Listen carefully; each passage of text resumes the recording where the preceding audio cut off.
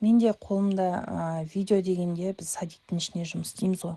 И мен садикте как помощник воспитателя болып жұмыс істедім.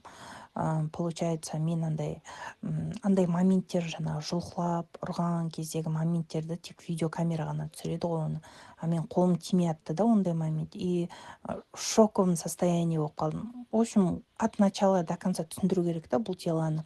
Қалай болғанын, не істелгенін. Мен мысалға помощник воспитателя болып, менде опыт күшті емес. Осы бір жыл ғана болатын шығар. Сол бір жылдың ішіндегі болған жағдай ғой, в общем.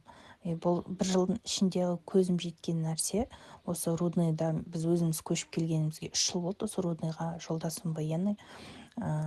Сол 2 жыл мен декретте отырдым да, сол 3-ші жылы сол үйде құр отырмайын деп балаларды бірінші частный садикке бердім. Алтынбөбекті білесіз ба? Майя Аскарованың заведующая. И ол частный болғаннан кейін біз на государственный ауыстық, жастар жеткесін. И өзім негізі андай парикмахерский услуга, өзім по профессии, менің профессиям железнодорожный да. Ол андай отцепной жұмыс, андай день ночь отцепной выходной болғасын, ондайға мен не режим келмейді, потому что постоянно үйде болатын адам керек, жолдасым постоянно жұмыста деген сияқты. И итого солай садикқа жұмысқа кірем. Бірге барып, бірге қайтсақ, ауырып қалсақ та әйтеуір қасында боламын ғой деген сияқты. И сол бір моментте көзім жеткені, ешқандай справедливость көрмей жатырмын әлі күнге дейін.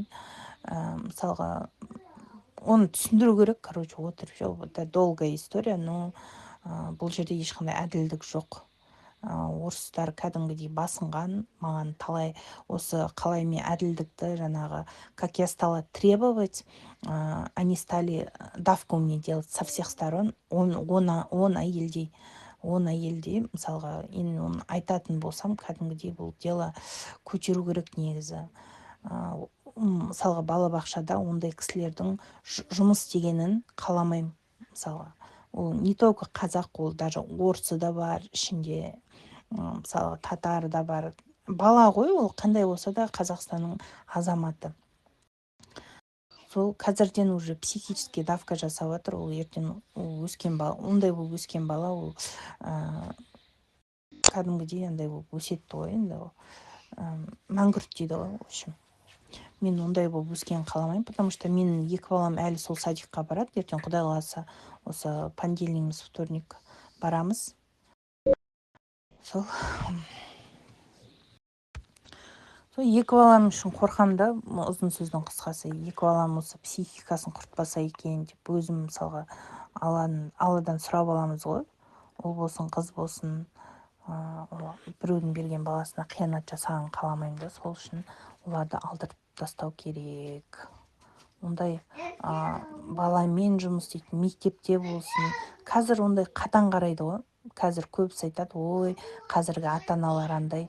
Мысалға, мен өзім сол жерде жұмыс істегеннен, көзім жеткеннен кейін, процесс не работает, балаға психический давка көрсетіледі. Это же убийство ғой, былай қарасаңыз. Уже кішкентай баланы уже сондай ғып өсірген, мне кажется,